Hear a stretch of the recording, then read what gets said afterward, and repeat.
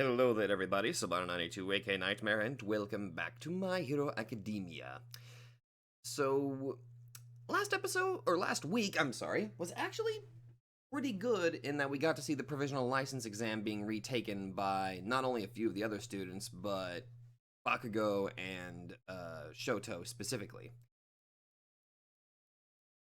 A little bit of some highlights, just kind of seeing the dichotomy of the older students versus these kids whose quirks are volatile, evolving, and kind of keeping it consistent about how younger kids, once they get that sense of power, they feel like they can kind of rule over people that don't have it. Specifically, that teacher as a bit of an example. Granted, she did cry a bit, maybe too much, possibly, but you could tell that she was at least trying, kind of. Although I guess in some regard it's possibly the parents' fault that the kids are starting to get themselves a little bit of an ego because of their growing quirks. But I will say how the other students were able to kind of show them like how beautiful quirks can be if used properly was actually well done. And seeing Bakugo showing a sign of maturity really is a testament to how far he's come along in his development. Being one of the most hateable monsters in the early portions and gradually softening up while still keeping his explosive personality, but showing a sign of maturity that's actually budding and growing. Now, a little bit of a sign of contentment that I actually had a very good conversation with one of the commenters over this one. It was a very well mannered conversation about this, and that involves Endeavor. And I'm pretty sure I already made my feelings on him quite clear. Seeing Endeavor also show signs of development. This is a bit of a tricky area considering, like, this dude has caused so much goddamn pain. And I will say, no amount of hero work is gonna, that's never gonna make up for that. But I don't know. I think it's because in the real world we have actual abusive people that never see the error of their ways. So seeing one such example actually start to realize how kind of a shitty person they are and starting to understand actual responsibility for their actions and all that, it's a bit of a very weird sensation seeing it. Now, I'm trying to look at this through a fictional perspective here. If there is the possibility for some sort of pseudo redemption or some sort of development, I'm all for it. And just that one interaction. First off, realistic reaction from Shoto, like, no, I'm not gonna fucking forgive you. Like, which is good, it's very fitting. But also recognizing that, yeah, Endeavor is trying in some regard. Now, I'm wondering how this show is going to handle this going forward, because there are so many reprehensible things that Endeavor has done. So yeah, I'm really wondering how exactly they're going to move forward with this particular caveat. I think that's the word I'm looking for. Caveat? Probably not. But overall, last week was actually pretty good. Oh boy. So we got a school festival that's about to happen. It looks like they're roping in Jiro to finally, like, show off her skills with music. And we finally got a little bit more information on how Aries' condition is. It looks like the fever has gone down. She specifically wanted to see Mirio and Deku. Obvious reasons. I like the detail that they actually had Aizawa there, kind of as a sort of chaperone of sorts. However, they did kind of make mention that her power is so low that there's really there's like a very low chance of her ever going out of control. And I like that detail that her horn basically indicates how much power she's currently got. And seeing it so small kind of puts me in the mind that she's relatively safe for the time being.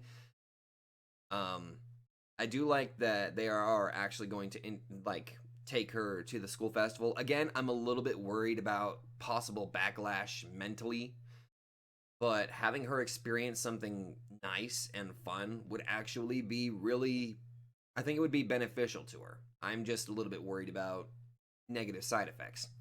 Also, it was a very good idea that they kind of left out the detail about Night Eye dying.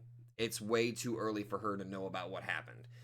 She needs to, I'd say, give it plenty of time for her to kind of heal, sort of, over her trauma. Make sure she's able to get like a very good therapist to kind of help her like along.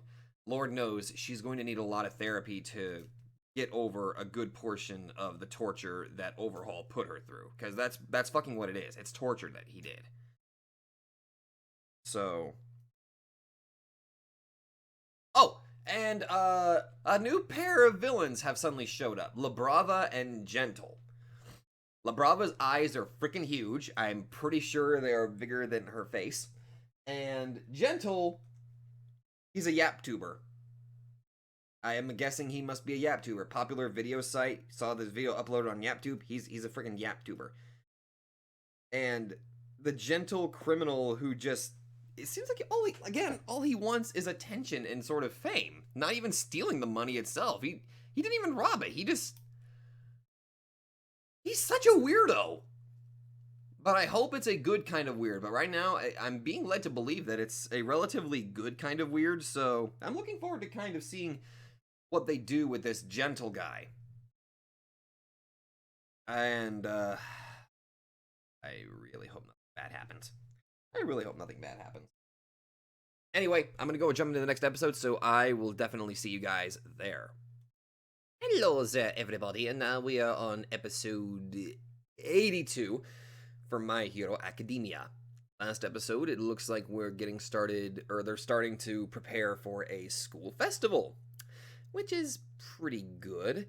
Also, it looks like some of the other the other ones are going to be partaking, like the general studies, I think that's what they were called, and the other ones, the ones that have the good boy Shinzo in it.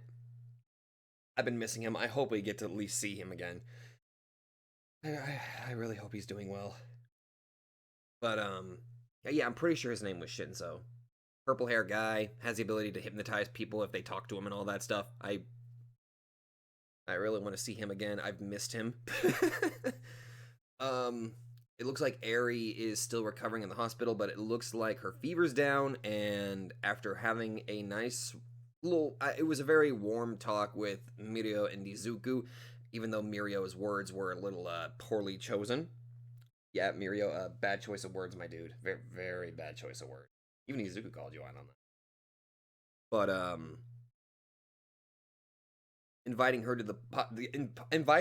to the school festival to kind of help her experience a little bit of happiness, which I think is really good. And I've already made my feelings clear about like possible side effects that I really hope don't happen. Like, I hope that it doesn't overwhelm her. That's the only thing that I'm really afraid of. Oh, one more thing. We also got introduced to two new villains, Gentle and La Brava. I don't know what to make of Gentle. He just seems like it's like, I want to be a popular YouTuber. We're going, I'm sorry, YapTuber, because copyright. We're going to have a little bit of fun. I'm not even going to rob you, but I got the video I wanted, so let's see if the audience likes it. But I'm really curious to kind of see what they're going to do. Like, I don't even know what their quirks are, but somehow it was able to take down multiple heroes all at once. Quite effectively, too. Granted, we didn't really get to see how. So, oh boy. Let's see what the hell they're going to be tackling this time. Okie dokie, Gentle-sama. Alright. So we figured out what all the students are going to be playing for the band. Bakugo is damn good with the drum. Jiro has a very good singing voice. Again, not sure if that is the same voice actress that they used for her, but we'll have to let somebody kind of explain that one to me. If so, if that's the same voice actress for Jiro, she's got a very good voice. I guess Izuku's gonna be dancing. That's that's certainly a thing, I guess.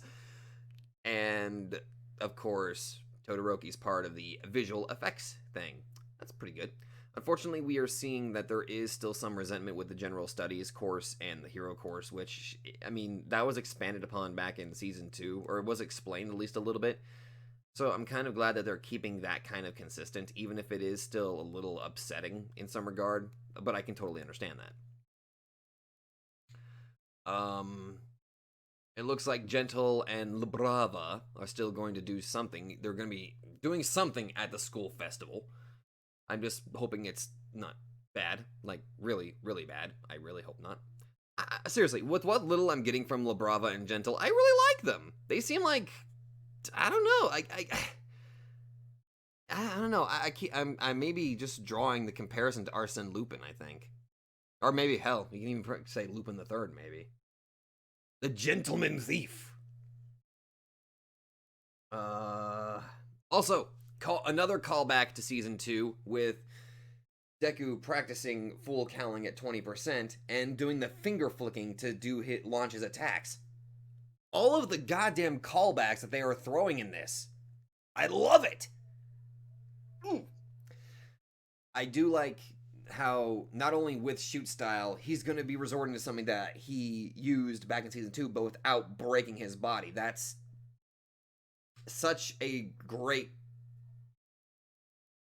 I'm repeating myself at this point, so... And that ending scene, aside from Gentle's little broadcast video that he posted, Eri being taken to UA. Oh, please let there be happiness for this child. Please let there be happiness. No more trauma. Anyway, I'm going to go hop into the next episode, and I'm definitely going to see you guys there because I let there be happiness, please. Hello there, everybody, and now we are on episode 83 of My Hero Academia. Well, school festival is still currently being prepared. Eri is... I guess she's going to be visiting the UA school, so that's going to be interesting to say the least. Kind of seeing maybe she can meet all of the other students and... God damn it, just let her be happy. And seeing Izuku actually doing a callback to Season 2, doing the finger flicking to launch long-ranged attacks without hurting himself. Last episode was just good. And also I got to see a little bit more of Labrava and Gentle, who... They're kind of being built up to just kind of be, I don't know, I'm thoroughly liking them. They haven't necessarily done anything truly despicable. I don't know. I hope that they're not just throwaways because I kind of want to see more of them. So please just don't take these guys away. I'm already falling in love with them. Don't take them away from me. Also, Bakugo is a hell of a percussionist, so good on that. Didn't expect him to actually be skilled with the drum, but ironically, it actually makes sense for him to be skilled with the drum. So, good on you. Good on you. I'm done waiting. I'm not even going to go into further detail on this. I just really want there to be happy feelings, so I'm going to jump right into the episode. So let's fucking go. Okay. So, Izuku's continuing his training. Good.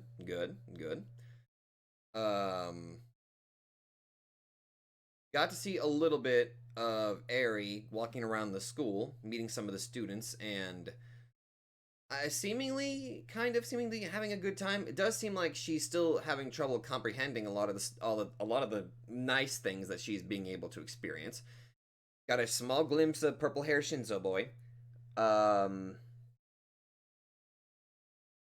Zuko's off the dance team, and now he's going to be working with Aoyama to support a disco ball sort of deal, which is pretty neat. However, let's get into the meat of this, involving Gentle and Labrava. Finally, I got a little bit more information about them. Gentle just seemingly wanting to make his name known, though his tech savvy is not the best. Making videos and all that. And figuring out how he met Labrava, who was a super fan of his. And she's also a hacker. So this is where I'm getting a tiny bit confused. Like, first off, how old is Labrava? Because I'm not entirely sure how I should mentally approach this. Because right now, I'm kind of getting like, it's a father-daughter dynamic. But the fact that she had, well, to be fair, he's not smart with technology, so I guess it would make sense for his account to be easily hacked. But she found his address so effortlessly, and I don't know. I'm just getting like a father-daughter dynamic vibe. If I'm wrong on this, please be sure to correct me so I know how to kind of approach this. But because I'm pretty sure that I would not react the way that he did if a super fan suddenly found out where I lived. That would legitimately terrify me. But I don't know. Then again, this is the My Hero Academia world where people have quirks and all of that stuff. So I don't know. If somebody could please clarify this for me, then I can properly focus more on my analysis for specifically Gentile and La Brava. But right now, I really do like these two characters so far. I don't know. I'm really drawing a blank with how I want to approach this. I guess it's just because I just don't know enough. Huh. Unless the show actually explains it a little bit, but I would like to know at least a little bit more about this. Because again, I'm just getting like a father daughter dynamic from these two. Because it seems like he just instantly just adopted her or something, you know? Partners in crime and all that stuff. I'm wondering what he's going to do at the festival is the question. But other than that, this week is done for right now. So, if you all liked this, be sure to let me know. Thank you all very much for watching, and I will definitely see all of you guys in the next